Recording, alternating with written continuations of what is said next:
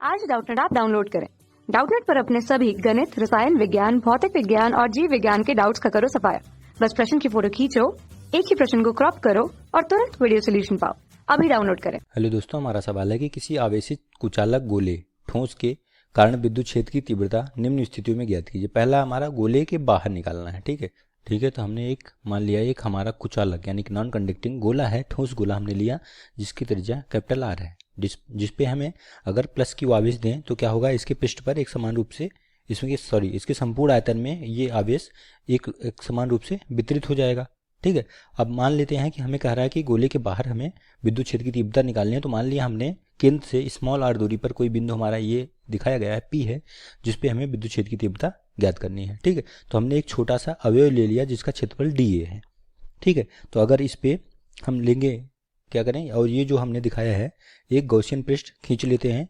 ठीक है, तो जो है आवेश वितरित के सममित के कारण हमारा गॉस जो होगा, गॉसियन पृष्ठ के सब बिंदुओं पर विद्युत क्षेत्र क्या होगा, एक समान होगा, हम जानते हैं। ठीक है, तो कोई बिंदु हमने ई लिया है जिसपे हमने देखा है कि, और ये जो वो होगा ई त्रिज्यता क्या होगी, बाहर की होगी, बाहर की ओर होगी, क्योंकि हमने इस पर धनावेश दिया है। तो धनावेश के कारण हमारा जो विद्युत क्षेत्र की तीव्रता होती है हमेशा आवेश से बाहर की तरफ होती है, और ऋण आवेश अगर होता है तो उसकी तरफ होती है। ठीक है, तो धनावेश है तो त्रिज्यता बाहर की तरफ होगी। ठीक है, तो बिंदु की अब हम एक अगर छोटा सा क्षेत्रफल अवयव लेते हैं, जैसा डी ए पर विचार करें, तो इस पर हम देखेंगे कि हमारा जो विद्युत क्षेत्र है वेक्टर ई, वो भी बाहर की तरफ है, डी ए जो होगा दोनों बाहर की तरफ त्रिज्यता है, जैसे चित्र में दिखाया गया है बाहर की तरफ दिष्ट है। ठीक है, मतलब क्या है, उनके बीच में जो कोण है वो शून्य है। ठीक है, तो इसलिए अब क्या लिखेंगे हम कि क्षेत्रफल अवयव से होकर जाने वाला विद्युत फ्लक्स। ठीक है, तो आप लिखेंगे कि क्षेत्रफल अवयव डी ए, ठीक है, डीए से गुजरने वाला, ठीक, गुजरने वाला विद्युत फ्लक्स। ठीक है, विद्युत फ्लक्स यानी कि जिसे हम दिखाते हैं फाई से। ठीक है, तो ये अगर अवयव से जा रहा है तो डी फाई ई लिख देते हैं। ठीक है, विद्युत फ्लक्स है इसलिए ई लिख रहे हैं। हम जानते हैं ये बराबर क्या होता है, ई इंटू ए, तो अवयव के लिए है तो डी ए हो जाएगा। ठीक है, इसका डॉट प्रोडक्ट होता है, यहाँ से ये हो जाएगा ई, अगर इसका परिमाण लिखेंगे E D A cos theta. ठीक है, जो कि हम देख रहे हैं कि दोनों आपस में समांतर हैं, यानी कि उनके बीच में थीटा जीरो है, तो कॉस जीरो का मान 1 होता है, तो क्या हो जाएगा ई इंटू डी ए। ठीक है, चूंकि लिख देंगे कॉस जीरो बराबर 1। ठीक है, यहाँ से आपको ई इंटू डी ए मिल गया।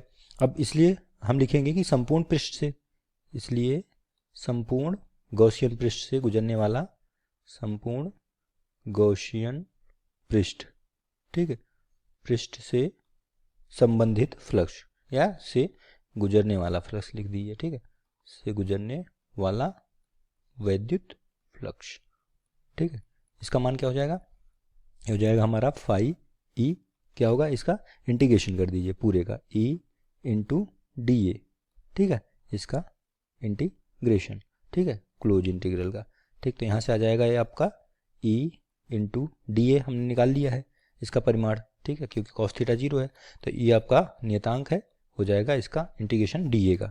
ठीक है, और गोले के लिए क्षेत्रफल क्या होता है हमारा 4 पाई आर स्क्वायर। ठीक है, ई हमने बाहर क्यों लिया, क्योंकि हमने गॉसियन पृष्ठ पे आपको बताया था कि ई सभी अवयवों के लिए समान होता है। ठीक, चाहे आप यहाँ लिख सकते हैं, चूंकि ई सभी अवयवों के लिए समान है। ठीक है, के लिए समान है।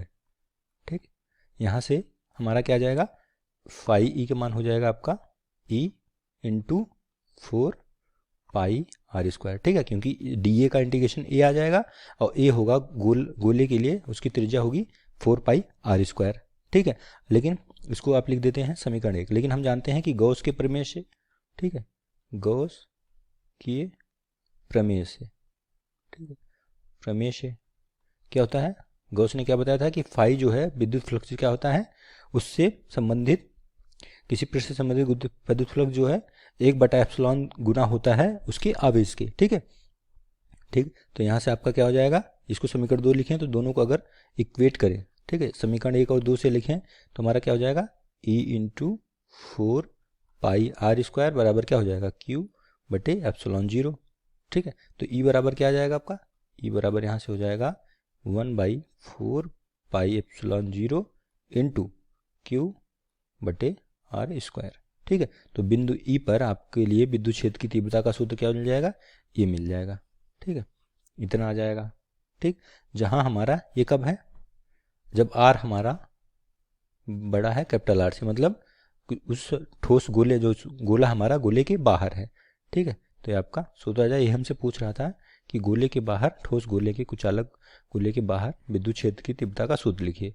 ठीक है, जहां आप लिख सकते हैं कि 1/4 पाई एप्सिलॉन 0 जो है एक नियतांक है।